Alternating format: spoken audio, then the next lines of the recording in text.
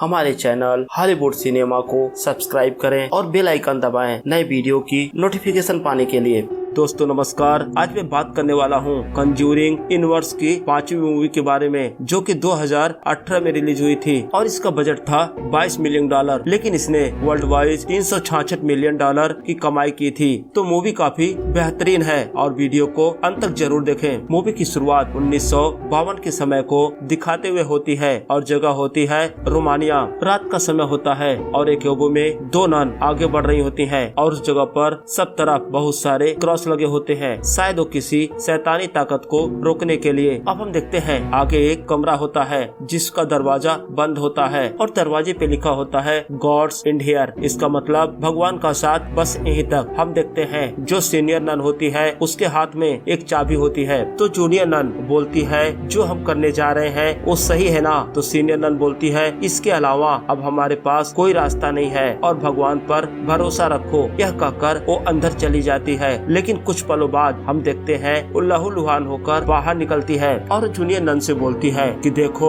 इस शैतान को एक शरीर चाहिए इस दुनिया में आने के लिए, किसी भी कीमत पर उसके हाथ मत आना। और तभी हम देखते हैं एक अनजान शक्ति उस नन को अंदर खींच ले आती है। अब वो नन भाग कर जाती है, अपने आप को एक कमरे में बंद कर लेती है, लेकिन कमरे का दरवाजा अपने आप खुल जाता है। तब वो नन गॉड को सॉरी बोलती है और अपने गले में रस्सी डालकर खुद को खत्म कर लेती है और हम वहाँ एक नन के शैडो को देख पाते हैं। तभी दीवार पर लगा हुआ क्रॉस उल्टा हो जाता है और उसमें आग लग जाती है। अब सीन शिफ्ट होता है और हम फ्रेंची नाम के एक आदमी को देखते हैं जो चर्च में सब्जियां और अनाज की सप्लाई करता है, लेकिन वो हमेशा वहाँ नहीं आता। वो महीने में 1-2 बार ही सारे सामान वहाँ रख कर चला जाता है। लेकिन जब आज फ्रेंची वहाँ आता है तो देखता है चर्च के गेट पर एक नन की डेड बॉडी लटकी होती है और कौवे उसे खा रहे होते हैं। अब सीन शिफ्ट होता है और हमें वेटिकन सिटी दिखाई जाती है, जहां हम फादर ब्रोक को देखते हैं और फादर ब्रोक बिशप से बात कर रहे होते हैं। तो बिशप बताते हैं कि रोमानिया के सेंट क्वार्टर चर्च में एक नन ने खुद को खत्म कर लिया है और उन्हें वहां जाकर इसकी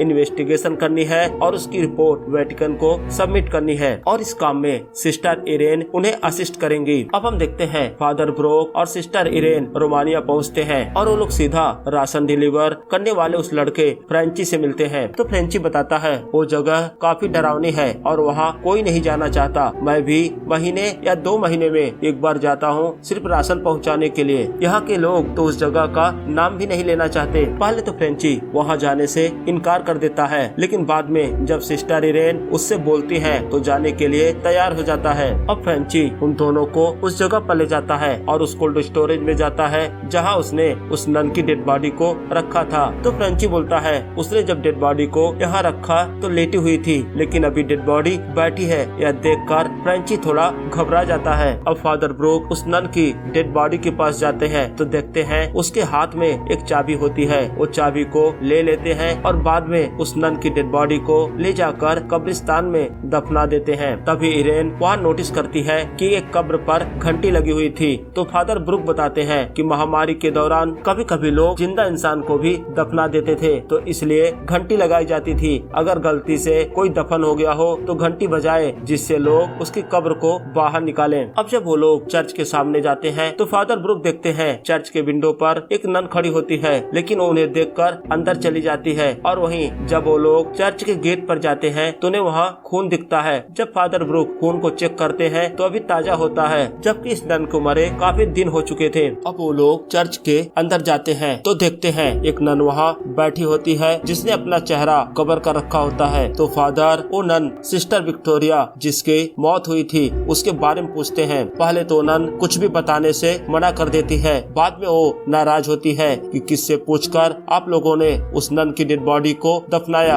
और फिर वो नन उन लोगों को वहाँ से जाने के लिए बोलती है। तो फादर बोलते हैं मैं तो चला जाऊंगा, लेकिन वेटिकन दोबारा दूसरे लोगों को इस केस के इन्वेस्टिगेशन के लिए भेजेगा और वो लोग शायद मेरी तरह अच्छे से बात भी नहीं करेंगे। तो नन बोलती है ठीक है, अभी तो आज शाम हो चुकी है और ये हमारे प्रे का टाइम है, हम कल बात करेंगे। तो फादर फ्रेंची को वापस भेज देते हैं। हम देखते हैं जब फ्रेंची रास्ते में जा रहा होता है तो उसे एक नन दिखती है। वो और करीब जाता है तो दिखता है उस नन के गले में रस्सी होती है और वो पेड़ से लटकी होती है। अब फ्रेंची डर जाता है। वो किसी तरह से बचते बचाते हुए वहाँ से भागता है। और वही दूसरी तरफ हम फादर को देखते हैं। वो इरेन के साथ डिनर टेबल पर बैठे होते हैं। वो दोनों आपस में बात कर रहे होते हैं। तभी फादर को फ्रांस की एक घटना याद आती है। डेनियल नाम के एक लड़के का केस उनके पास आया था और एग्जॉर्सिज्म के दौरान उस बच्चे की मौत हो गई और अभी भी मैं उस बच्चे की मौत का जिम्मेदार खुद को ही मानता हूँ। अब हम देखते हैं रात में जब फादर सो रहे होते हैं तो एक म्यूजिक की आवाज सुनकर उनकी नींद खुल जाती है। तो फादर वहीं एक छोटे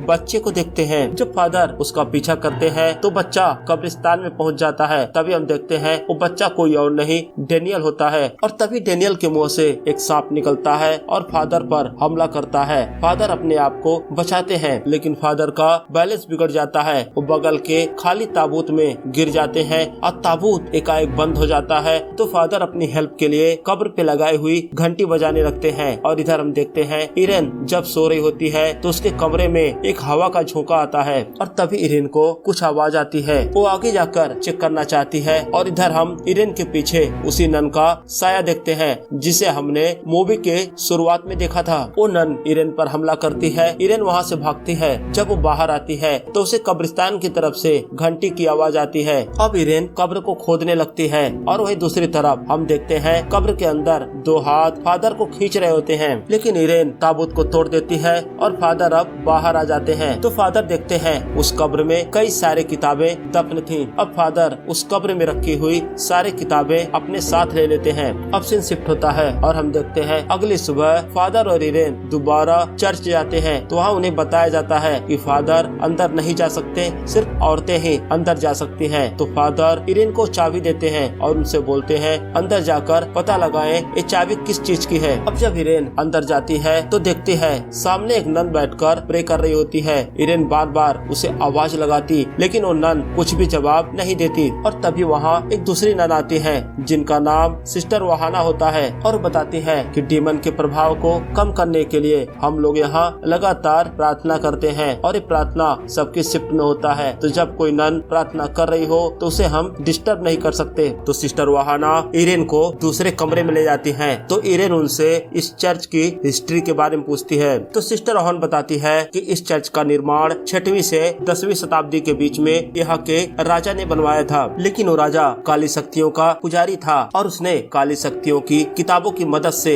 नर्क का दरवाजा खोल दिया। लेकिन जब ये बातें चर्च को पता चलती है तो चर्च इस जगह को अपने कब्जे में ले लिया और उसके बाद जीसस क्राइस्ट का ब्लड डालकर उस पोर्टल को बंद कर दिया। और तभी से यहाँ पर लगातार प्रे होता है। लेकिन सेकंड वर्ल्ड वॉर के दौरान यहाँ बमबारी हुई और वो पोर्टल दोबारा खुल गया और पोर्टल के खुलने से एक डीमन बाहर आया। तो सिस्टर इरेन बोलती है कि मैंने कल एक नन को देखा था, वो देखने में काफी अजीब लग रही थी। तो सिस्टर वहाना बोलती है वो कोई नन नहीं, वही डीमन है जो नन का भेष बदल कर हम लोगों के बीच में घूमता रहता है और साथ ही वो लोगों की कमियों को पता करता है ताकि उन पर वो काबू कर सके। अब सिस्टर वहाना बोलती है उनके प्रे का टाइम हो गया, उन्हें जाना होगा और इरेन को भी जाना होगा। लेकिन अब रात हो चुकी है और चर्च के दरवाजे बंद हो चुके हैं। तो इसलिए सिस्टर इरेन को आज रात यही रुकना होगा। और दूसरी तरफ हम फादर को देखते हैं जो उन किताबों को पढ़ रहे होते हैं। तो उन किताबों में उन्हें बलक नाम के एक डीमन का जिक्र मिलता है। और तभी फादर को मदर सुपीरियर की आवाज सुनाई देती है। वो पीछे मुड़ते हैं तो देखते हैं अपना चेहरा ढककर मदर सुपीरियर वहाँ बैठी होती हैं। तो फादर उनसे बोलते हैं मुझे लगता है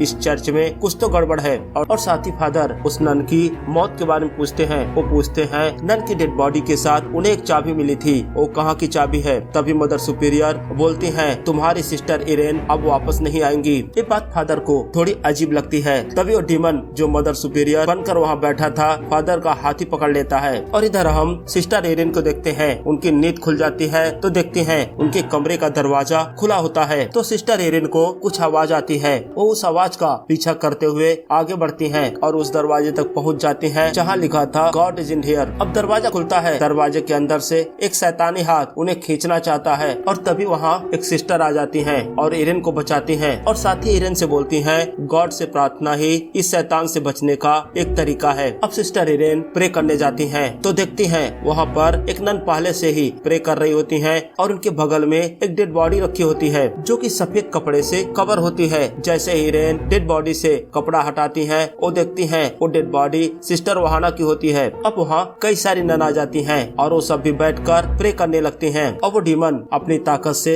सारे नन को उठाकर इधर उधर फेंकता है और वहीं सिस्टर इरेन के पीठ पर पेंटागन के मोहर का निशान बना देता है। और दूसरी तरफ हम देखते हैं अब फ्रेंची भी वहाँ आ चुका था तो फादर से बोलता है मुझे लगता है सिस्टर इरेन खतरे में है। तो वो दोनों चर्च के अंदर आ जाते हैं। तो सिस्टर इरेन फादर से बोलती हैं कि हाँ हम सब नन मिलकर प्रे कर रहे हैं ताकि हम उस शैतान के प्रभाव को कम कर सके। लेकिन फादर बोलते हैं कौन सी नन। जैसे इरेन पीछे मुड़ती है वो देखती है सारी नन गायब हो चुकी थी, बस वो डेड बॉडी वहाँ पड़ी होती है। तो वो लोग आगे बढ़कर डेड बॉडी से कपड़ा हटाते हैं तो देखते हैं वो डेड बॉडी एक नन की ही होती है लेकिन उसकी मौत बहुत पहले हो चुकी थी। इसका मतलब अब तक इरेन जिन लोगों से मिली वो सब आत्माएं थी और उस चर्च की आखिरी जिंदा नन वो सिस्टर विक्टोरिया थी जिन्होंने मूवी की शुरुआत में अपने आप को खत्म कर लिया था। अब सिस्टर इरेन फादर से बोलती हैं हमें वो पोर्टल बंद करना होगा जिसके लिए हमें जीसस क्राइस्ट के पवित्र ब्लड को ढूंढना होगा। और मैंने इस चर्च में एक तहखाना देखा है और मुझे लगता है वो ब्लड वहीं कहीं रखा होगा। अब वो लोग तहखाने के अंदर जाते हैं तो उन्हें वहाँ मदर मेरी का एक स्टेचू दिखता है। तो फादर बोलते हैं उस किताब में लिखा था कि मदर मेरी ही रास्ता दिखाएंगी। तो मदर मेरी के स्टेचू के सामने एक दीवार होती है, दीवार में एक दरार होती है। जब वो लोग उस दीवार को चेक करते हैं तो देखते हैं वो एक दरवाजा होता है। वो उस चाबी को उस दरवाजे में लगाते हैं, दरवाजा खुल जाता है और उन्हें वहाँ जीसस क्राइस्ट का ब्लड मिलता है। अब वो लोग उस पोर्टल को ढूंढना शुरू करते हैं और इरेन ढूंढते हुए एक जगह पर पहुँचती है और वहाँ एकाएक चारों तरफ कैंडल जलने लगते हैं। हम देखते हैं वहाँ एक निशान बना होता है और इरेन निशान के बीचों बीच खड़ी होती है। जब इरेन पीछे मुड़ती है तो देखती है उसके पीछे कई सारी नन खड़ी होती हैं जिनका चेहरा कपड़े से ढका होता है और कपड़े पर खून लगा होता है। तो इरेन चीखती है, उसकी चीख सुनकर वहाँ पर फ्रेंची आ जाता है। फ्रेंची देखता है इरेन की बॉडी आधा लटकी होती है और उसका चेहरा कपड़े से ढका होता है। वो कपड़ा हटाता है तो देखता है इरेन को उस डीमन ने पोसेट कर लिया था। अब इरेन उसे उठाकर दूर फेंकती है और वो डीमन इरेन को भी उठाकर पानी में फेंक देता है और फ्रेंची का गला पकड़ लेता है। और तभी वहाँ फादर भी आ जाते हैं। तो इरेन देखती है वो शीशी जिसमें जीसस क्राइस्ट का ब्लड होता है उसके गले से उतरकर दूर पानी में गिर गई होती है। लेकिन इरेन इससे पहले उसे हासिल करती वहाँ वो डीमन आ जाता है। वो डीमन इरेन पर हमला करता है तो इरेन को बचाने के लिए फादर आते हैं। वो डीमन फादर को उठाकर दूर फेंकता है और इस मौके का फायदा उठाकर इरेन वो ब्लड अपने मुंह में रख लेती है और फिर से डीमन इरेन पर हमला करता है तो इरेन वो ब्लड उसके मुंह पर थूक देती है और जैसे ही वो ब्लड उसके चेहरे पर पड़ता है वो डीमन चिल्लाने लगता है और नर्क का पोर्टल तुरंत खुल जाता है और डीमन उस पोर्टल में समा जाता है और साथ ही पोर्टल बंद हो जाता है। अब सब कुछ नॉर्मल हो गया था। अब सीन शिफ्ट होता है। हम देखते हैं दूसरे दिन जब इरेन और फादर वहाँ से जा रहे होते हैं और साथ में उनके फ्रेंची भी बैठा होता है। हमें दिखाया जाता है फ्रेंची की गर्दन पर उल्टे क्रॉस का निशान होता है। इसका मतलब डीमन ने फ्रेंची को अपने बस में कर लिया है। और इसी के साथ यह बेहतरीन मूवी यही समाप्त हो जाती है। तो दोस्तों कमेंट सेक्शन में हमें जरूर बताएं आपको वीडियो कैसा लगा और अगर अभी तक आपने मेरे चैनल को सब्सक्राइब नहीं किया है तो प्लीज सब्सक्राइब करें। धन्यवाद।